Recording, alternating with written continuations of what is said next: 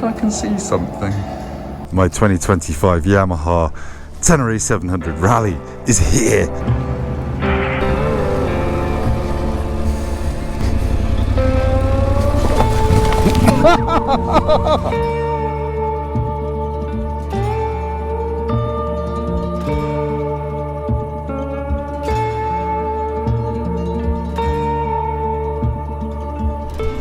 Right, good morning from the Ile de Ré. We had a very restful night last night. We had a lot of ice cream and possibly too much food.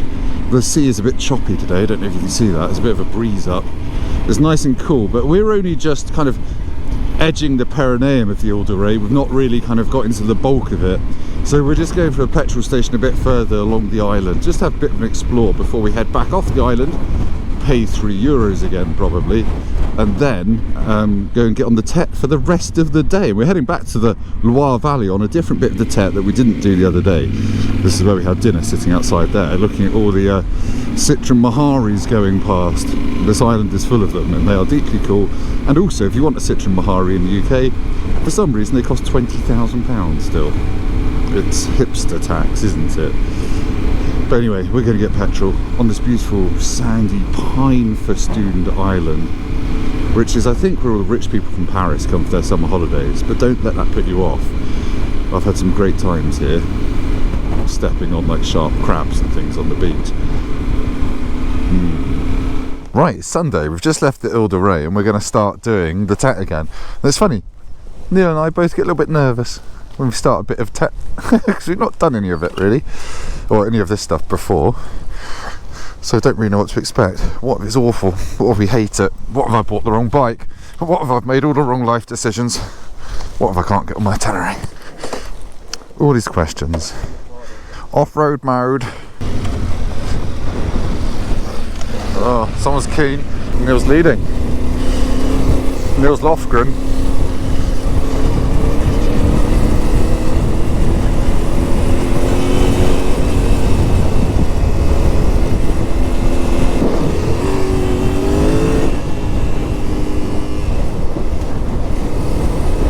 We're turning right across this field, I think, in a minute.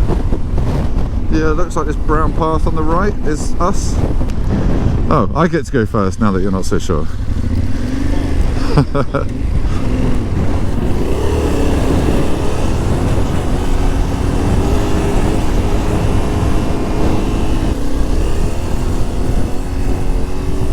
Oh, this is it. Just a farmer's field, but it's different. Not the road, not sitting down getting a sore bum on the motorway.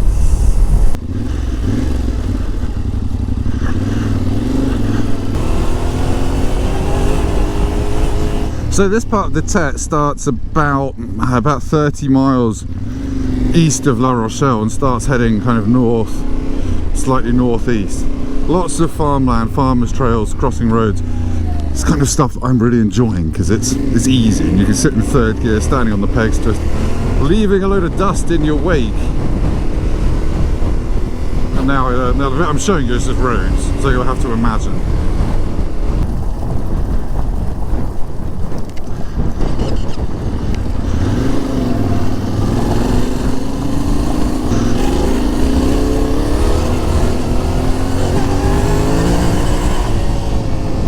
Yeah, coming out to play today. Look at this! Yeah, they do seem to have some slight witchcrafty things going on, but you know what? They gave us the pain au chocolat, they're allowed to do that. This is the town of Damvix, or probably Domvik or something. D-A-M-V-I-X. Go on, off you trot.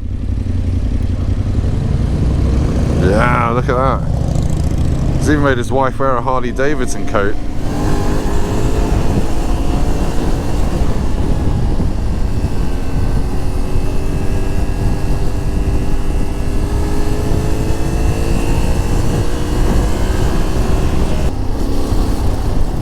No, that's alright. Oh, there's a big pothole on it. Neil and I are just saying that riding along this trail by the river, it just feels illegal. It's not. But it just feels naughty. And obviously, it's very, very pretty. But it's just little places that you'd have absolutely no need to. Apparently it's down there. Surely not. Okay, feels illegal. Probably now it is illegal. Oh, really? I mean, the TET says go this way, but there's also... If I fall in the river, Neil, avenge me.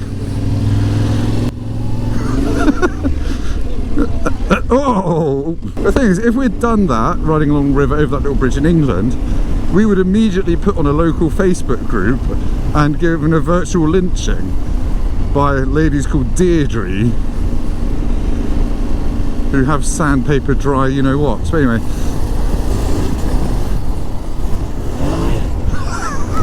so I'm getting into this a bit too much now.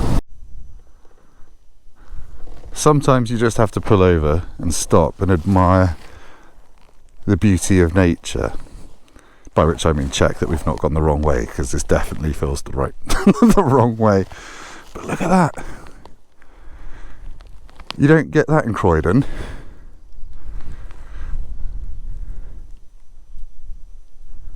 You just hear the gentle rustle of that in the breeze. It's deeply countryside erotic, that's what it is. Oh, a lovely aqueduct or something. That's cool. It's clearly just been superseded by a new road, and they're like, oh, we don't need this really nice old bridge anymore. The joys of TET. And of course, we come down here thinking we're hardcore, and there's a Citroen Jumpy there. Oh, we were meant to go across there. As a bit of an afternoon treat, I regaled Neil with some slightly misremembered tales from the Second World War and the Gulf War. Lucky boy.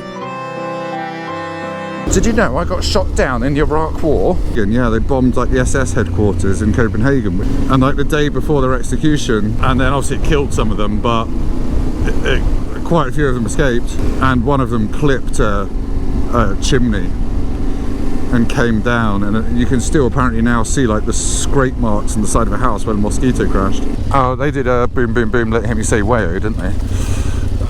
I'm in the wrong bit. Yeah, I like that. Well, I liked it because I didn't fall off. If I fell off, I would have hated it and not want to do any more today. But yeah, so when there's a change in foliage, is that hiding a ditch? Is that growing? Because there's a big ditch. Oh, it's just like an inch deep concrete. That's fine. Yeah, I know. Like sometimes they get mossy, don't they? They get super white eye, man. This is a wunderbar. It's just constantly changing. You never know what you're getting next. Life is like a box of tetlets. Chocolate tetties.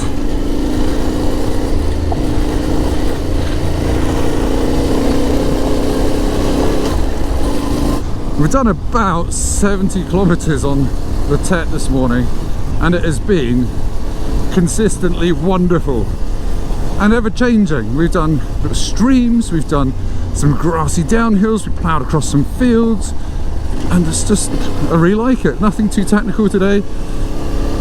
Not yet, anyway. It's been really, really good fun. Normal fun, not horrible, oh my god, am I having fun fun.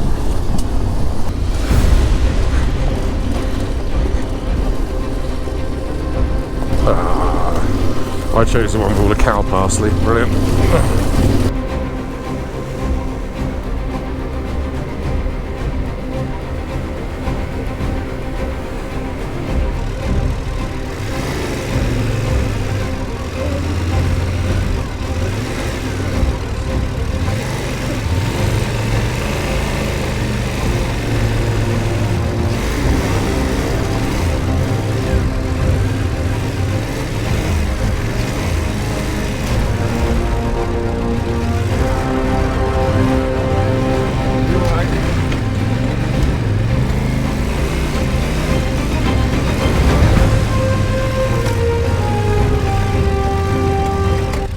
I don't know, it looks like it gets worse or it gets better. I was gonna have a breathe.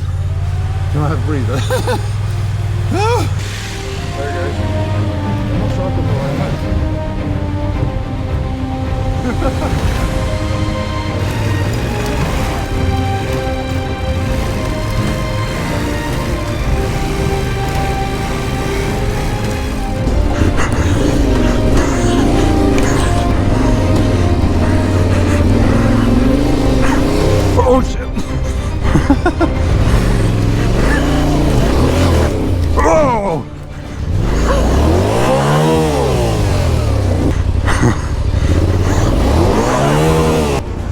wonder if second gear's better. I'm glad I jet washed it.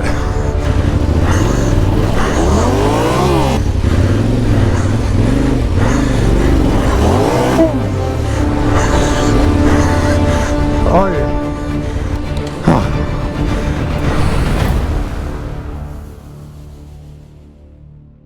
Let me get my breath back and I'll come out. Enjoyable morning. Doing really easy trails. Now we've got, it doesn't look it, but a reasonably steep uphill trail with lots of shelves on it, and it's very, very gloopy. So you just got to keep moving, which we're obviously doing a really good job of. But I think we're near the end. But Neil's, I'm nearly falling over. Neil's, is that on the bash plate? Have you tried riding up there? Right, let's get this out. So my GoPro off because you don't need to hear this. Sunday TET update. This is very boggy and slippery. The Tenere doing absolutely sterling work here. Ploughing up here like a brave Japanese warrior. And then literally the last hard bit of the trail, its Axis partner has floundered. It's April 9th. That will also be floundered very briefly. Well, that will be floundered in a minute, yeah. It's doesn't look like much, but can't get it back, can't get it forwards, and there's a shelf there. So we're going to try straps and putting our backs out, I think. Wish us luck.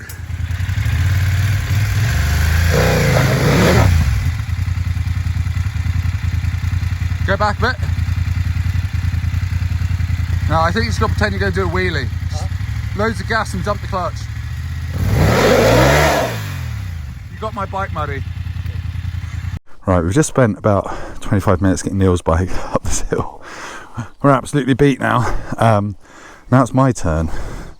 Don't really have a strategy other than to send it.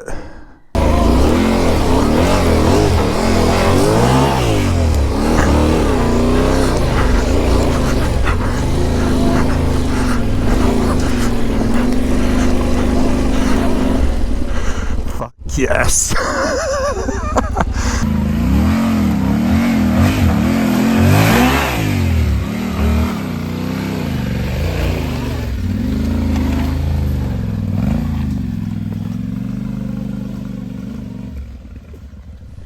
Right, it's Sunday afternoon, it's 3 o'clock, we've had a McDonald's lunch.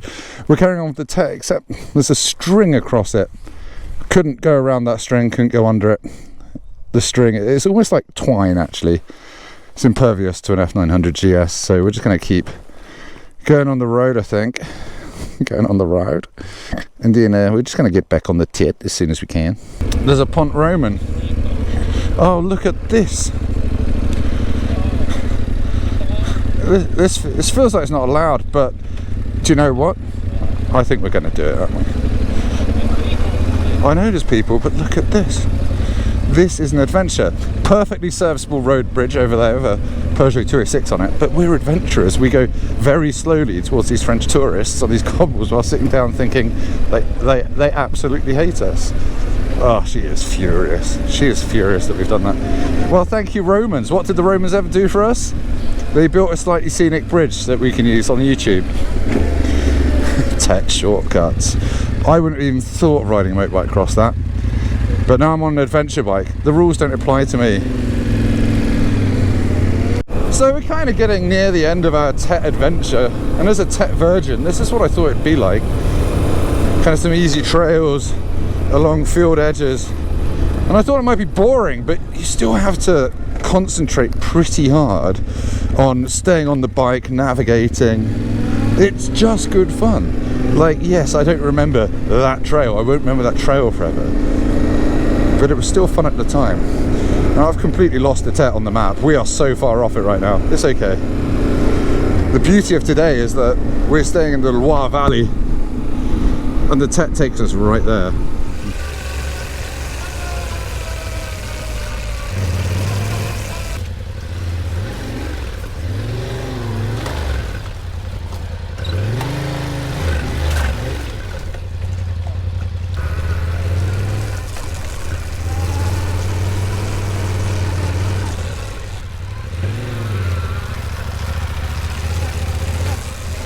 We've just done a really horrible slippery downhill bit and we've come out to interrupt two snakes going for it.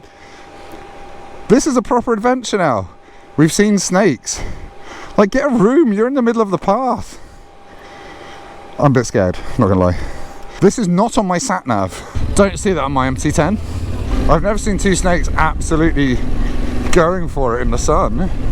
I think that makes this a proper adventure now. We basically scrabbled down the face of a waterfall and then saw snakes. I mean, a very mild stream going over some rocks, but yeah. Oh, I love that little brrrp. Well, they say snakes get out of your way, don't they? If you make a loud noise and stamp hard enough. Yeah, unless they're f***ing each other, then they kind of just slowly kind of f*** off to the side, literally. I mean, I do want to know where the word cuckold comes from. There's probably Roman times, almost certainly, because they...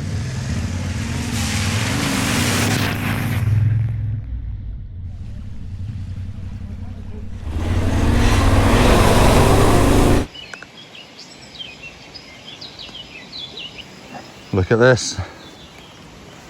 Dragonflies everywhere. It's this beautiful river, which is actually the route. But that bit there looks too deep. And it's quite fast flowing. So the beavers have helped us out. But I think we might be giving this one a miss, just because he is... Doesn't look it, but that's about 3 feet deep in the middle. And if I was near my house, I would do it, but we're in the middle of nowhere, so wimp. After another delightful 100 miles of TET action, we emerged once again into the Loire Valley, full of ruined churches, beautiful vineyards, chateaux, and the grand river itself. We enjoyed the most amazing crepes ever, chocolate with candied orange in my case, before hitting the hay ahead of our final day.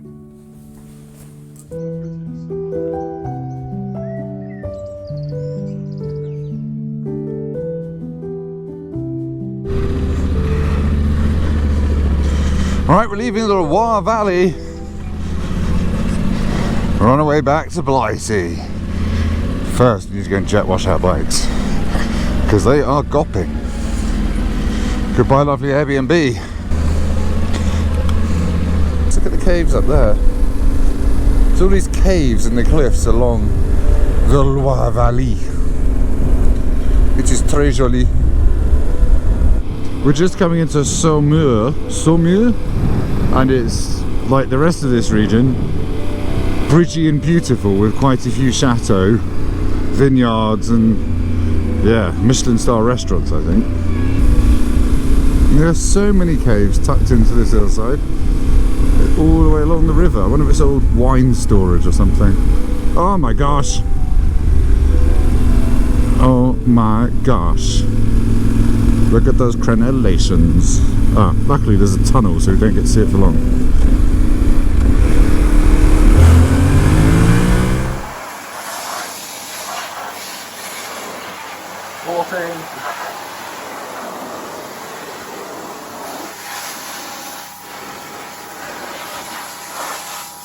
Hurry up, Sophie. We've only got €2 to jet wash our bikes. We're doing 10 credits each. 12. You've not done your engine. Automatic lock-in. 12. 11. Okay, since we last spoke, we've done about 170 motorway miles just to get back up to Caen, where we're getting the ferry from, well, Ouistreham. And since we've got about an hour and a half to kill before we get on the ferry, we couldn't resist coming to have a look at Pegasus Bridge. I've not been here since I did a battlefield tour when I was doing army stuff at university. So yeah, we're going to come and have a look and see where the gliders landed. And yeah, some of the initial actions of D-Day. So that'll be the river bridge, and we need to keep going straight on to get to the canal bridge. Both of these were captured in the very early hours of D-Day, so that's one of them. And perhaps the more famous one is up here.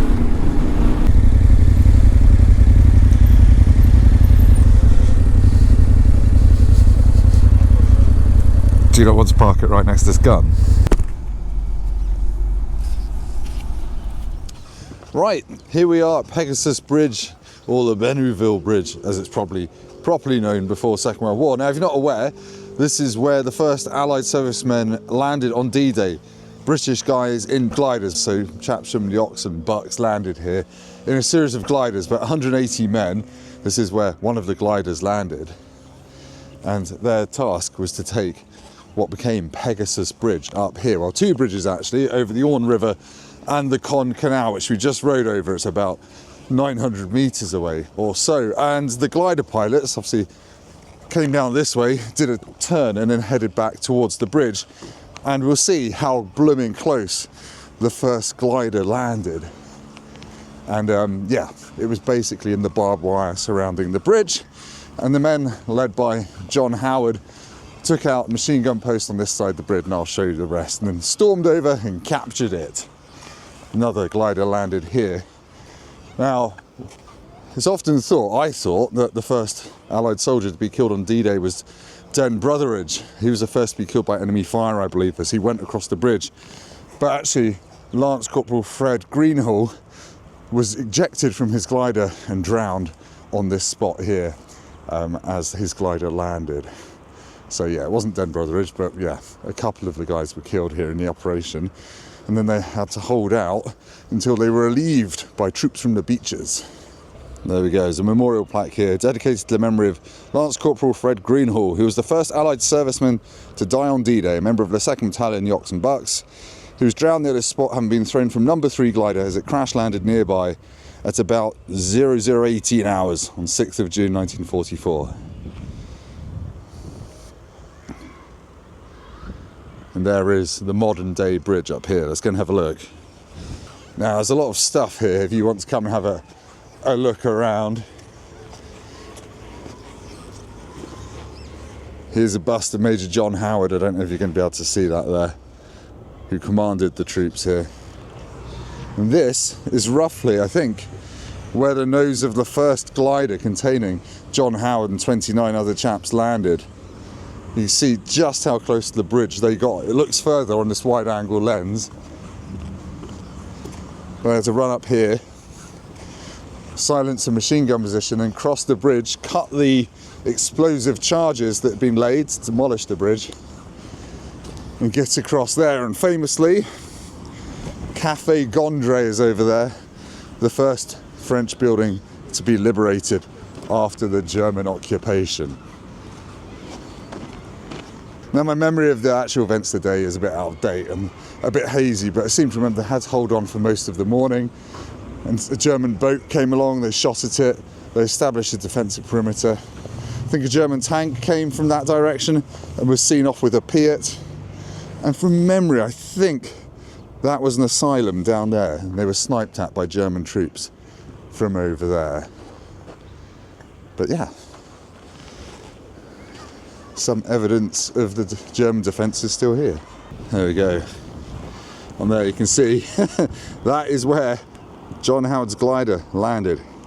Didn't have far to go. You can see this gun position that's in front of me here, trench system there as well, and yeah, glider number 3 down there. There's about 1,000,001 books you can buy to read about this. I won't recommend a specific one because I'll make someone upset. Right, we're going to hop over and head towards the ferry now, and I'll do a proper sum up of the trip then, because it has been amazing. My first proper off-road adventure holiday bike trip thing. I'll definitely do another one for reasons that I'll get on to soon.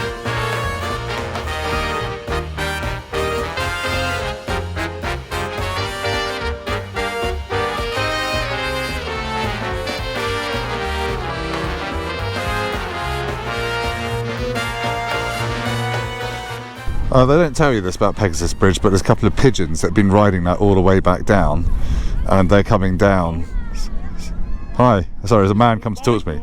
That's what happens if you're a Honda Africa Twin rider. You just walk around with a fishing rod and whack people with it.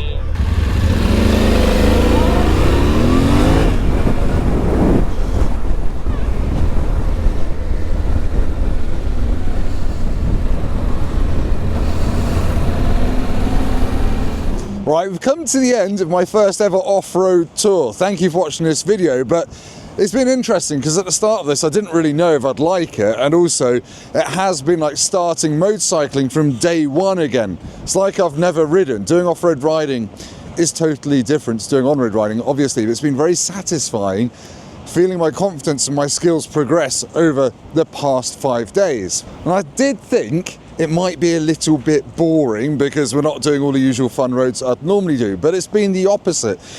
I didn't realise, I think I probably could have guessed actually, how much concentration would be needed to learn to read the terrain. And it's been a massive learning experience, learning how to deal with grassy ruts, with sand, with gravel, with streams going down a hill, with snakes and all the rest of it. It's been full-on concentration the whole time. And then the real hero of the whole story is France. I've been here dozens of times before. I really, really like France, but I've never got as close to it as I feel like I have done on this trip, because we're bimbling through all these beautiful backwaters and hamlets that we'd normally blast past on some more fun roads. And it's just an empty country, this beautiful countryside, but there's no one around. I think they must all be locked up inside swinging or something, but it is really gorgeous, and the food obviously is amazing. But yeah, I just felt a real closeness to it by going through their countryside that I wouldn't normally get on a motorbike trip. I bonded with my Tenere. I can't wait to do some more stuff with that. I've learned a lot on this trip about how to do the next one better. In the meantime, thank you for watching. Like, comment, subscribe and all that good stuff. I'm going to get on a ferry and go and see my girls for some hugs. It's not a euphemism. See you next time. And thank you to Neil for coming and holding the camera. I'm picking my bike up twice. Bye.